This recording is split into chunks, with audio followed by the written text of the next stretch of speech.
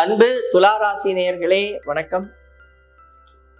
ராசி அதிபதி சுக்கிர பகவான் கேதுவுடன் இணைந்து 12ஆம் இடத்தில் வீற்றிருக்க இந்த அற்புதமான செப்டம்பர் மாதம் பிறக்கிறது. செப்டம்பர் மாதம்னு சொல்லும் பொழுது ஆவணி மாதத்தினுடைய ஒரு பிற்பகுதியும் சூரிய பகவானுடைய அசைவுக்கு தகுந்தாற்போல் அந்த புரட்டாசி மாதம் என்கின்ற முற்பகுதியும் கலந்த செப்டம்பர் மாதம்.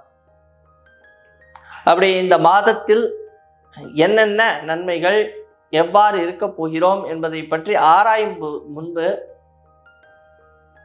முக்கியமாக நாம் சில விஷயங்களை கவனிக்க வேண்டும். சனி பகவான் வக்ரமாக இருக்கிறார். அவர் கும்பத்தில் வக்ரமாகி இருக்கிறார். காலபுருஷனுடைய 11ஆம் இடத்தில் அவர் வீட்டிலிருந்து வக்ரமாகி அவரே 10ஆம் இடத்திற்கு அதிபதியாகவும் இருக்கிறார். தொழில் சார்ந்த விஷயங்களில் எச்சரிக்கை தேவை, கவனம் தேவை. தொழில்ல ஒரு முன்னேற்றம், அதே நேரத்தில் தொழில் சார்ந்து ஏதாவது ஒரு இன்வெஸ்ட்மெண்ட் பண்றோம், தொழிலை விரிவுபடுத்த போறோம் அப்படின்னா அதுக்கு முன்பு தகுந்த ஆலோசனை பெற்றுக்கொண்டு நீங்கள் செய்வது நல்லது. ஒன்று, சொத்துக்கள் வாங்குவது, சொத்துக்கள் விற்பது, இது போன்ற விஷயங்களுக்கும் இது ஏற்ற காலம் இல்லை.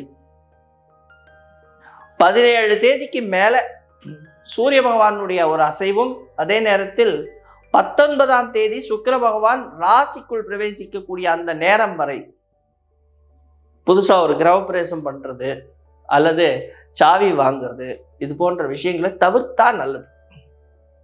ஏன்னாங்க ஆவணி மாசத்துல தான் நம்ம செய்ய முடியும் அப்படின்னு உங்களுக்கு தெரியும். இருந்தாலும் கேதுவுடன் இணைந்த சுக்கிரன் போகத்திற்கு அதிபதி. சுக்கிரன் சந்தோஷத்தை கொடுப்பவர். ஆனா கேது எல்லாத்தையும் இறுக்கி பிடிப்பார். அப்போ ஜாக்கிரதையா ஹேண்டில் பண்ணணும். புதுசா வண்டி வாங்குறோமா, இப்ப வாங்கலாமா வேணாமா, இப்ப அட்வான்ஸ் கொடுக்க போறீங்களா, கொஞ்சம் தவிர்த்து கொடுங்க. வீடு சாவி வாங்கணும் அப்படின்னா கொஞ்சம் பொறுமையா செய்யுங்க. இல்ல வீட்டுக்கு அட்வான்ஸ் கொடுக்க போனோம், கொஞ்சம் பொறுமையா செய்யுங்க புது வீட்டுக்கு. ஸோ இந்த அதாவது கேதுவுடன் இணைந்த சுக்கிரன் அப்படிங்கும்போது கொஞ்சம் எச்சரிக்கை தேவை. அதே நேரத்தில் சுக்கிர பகவான் 12ஆம் இடத்தில் வீற்றிருக்கிறார். பணம் வரும், அதுல ஒரு பிரச்சனை இல்லை. ஆனா சனி பகவான் வக்ரமாகி இருக்கிறது அப்படின்னு சொல்லி வரும்பொழுது இந்த 2020 23 காலகட்டங்கள்ல நடந்த ஒரு சில விஷயங்கள் மீண்டும் நடப்பதற்கான வாய்ப்பு இருக்கிறது. ஜாக்கிரதை. 6ஆம் இடத்தில் இருக்கக்கூடிய ராகு பகவான் உங்களை காப்பாற்றுவார். உங்களுக்கு ஒரு நல்ல வழியை காமிப்பார். அதே நேரம் தொழில் ரீதியான விஷயங்கள் சரியில்லைனாலும் வேலை ரீதியான விஷயங்கள் உங்களுக்கு கை கொடுக்கும். இந்த சர்வீஸ் இண்டஸ்ட்ரியில இருக்கிறவங்க, சர்வீஸ் பண்றவங்களுக்கெல்லாம் இது ஒரு நல்ல காலகட்டம். 7ஆம் அதிபதி பாக்கியஸ்தானத்தில் இருக்கிறதுனால கணவன் அல்லது மனைவி மூலமாக நீங்கள் எங்கேயாவது திருப்பணி செய்வதற்கும் கோவில் குளங்களுக்கு சென்று வருவதற்கும் ஏற்ற விஷயங்கள் எல்லாம் நடக்கும். ஸோ அது ஒரு நல்ல சௌக்கியமான விஷயம். 9ஆம் இடத்து அதிபதி 10ஆம் இடத்துல இருக்கிறதுனால ஒரு நல்ல விஷயம் என்ன அப்படின்னா, பூஜை புனஸ்காரங்கள் அல்லது டிவோஷனல் லைன்ல இருக்கிறவங்களுக்கு தொழில் ரீதியான முன்னேற்றங்கள் கிடைக்கும்.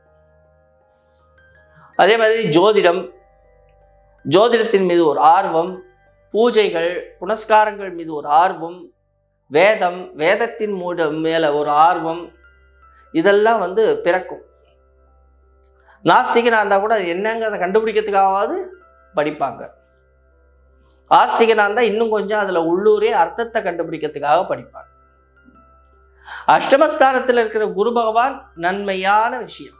ஏன்னா குரு பகவான் உங்களுக்கு 3, 6க்கு அதிபதி. அவர் 8ஆம் இடத்தில் வீற்றிருக்கிறார். இது ஒரு நல்ல விஷயம். உங்களுக்கு ஒரு திடீர் குடும்பம் அமைவதற்கும், திடீர் சந்தோஷங்கள் கொடுப்பதற்கும், அதே நேரத்தில் உறக்கம் இல்லாதவர்களுக்கு உறக்கத்தை கொடுப்பதற்கும், சுகபோகத்தை கொடுப்பதற்கும் குரு பகவான் உதவி செய்யப்படுறார். திடீர்னு தான் அதிர்ஷ்டம் அடிக்கும். அப்ப திடீர்னு திருமணம் நடக்கும். திருமணம் ஆகாதவர்களுக்கு திடீர்னு திருமணம் நடக்கும். திருமண வாய்ப்புகள் அமையும். வாழ்க்கையில் ஒரு ஏற்றம் வரும். அதே நேரம் அந்த ஏற்றத்தை எடுத்துக்கொள்ளும் பொழுது சரியான நேர காலத்தை பார்த்து முடிவு செய்ய வேண்டும். வீண் விரயத்தை தவிர்க்க வேண்டும். தொழில் ரீதியான முன்னேற்றங்கள் அப்படின்னு நம்ம சொல்லி வரும் பொழுது இந்த வரக்கூடிய லாபத்தை வீணாக விரயம் செய்யாமல் சேமிக்கும் பழக்கத்தை எடுத்துட்டு வரணும். சேமிப்பு வந்துருச்சுன்னா நீங்க ஜெயிச்சிட்டீங்க. தொழில் சார்ந்த விஷயங்கள் செய்பவர்கள் எச்சரிக்கையாக இருக்கணும். புதிய தொழில் செய்வதற்கு முன்பு ஆராய்ந்து செய்ய வேண்டும். கொஞ்ச நாளைக்கு தவிர்க்கிறது உங்களுக்கு சிறப்பை கொடுக்கும். ஏன்னா வருமானம் வருதுனாலும் புதிய தொழில் தொடங்குவதற்கு இது ஏற்ற உகந்த காலம் இல்லை. இருக்கிற தொழிலை எவ்வாறு சரி பண்ணணுங்கிறத நீங்க பார்த்துக்கணும். தொடை, பின்பாகம், இடுப்பு போன்ற இடங்களிலோ அல்லது தோள்பட்டை, கை, முதுகு இந்த இடங்களிலோ சில வியாதிகள் வருவதற்கான வாய்ப்பு இருக்கிறது. அதில் கொஞ்சம் எச்சரிக்கை, கவனம் தேவை. அப்போ சுய ஜாதகத்தையும் ஒரு முறை நீங்கள் பார்த்து கொள்வது உங்களுக்கு சிறப்பை கொடுக்கும். இந்த செப்டம்பர் மாதம் பல விஷயங்கள்ல உங்களுக்கு ஒரு முன்னேற்றம் இருந்தாலும் வீண் விரயத்திலையும் தொழில் சார்ந்த விஷயத்திலையும் மறைமுகமான பிரச்சனைகள் வருவதால் எச்சரிக்கையாக இருப்பது உங்களுக்கு சிறப்பை கொடுக்கும். இந்த செப்டம்பர் மாதம் உங்களுக்கு ஒரு அமைதியான மாதமாக மலர வாழ்த்துக்கள். நன்றி, வணக்கம்.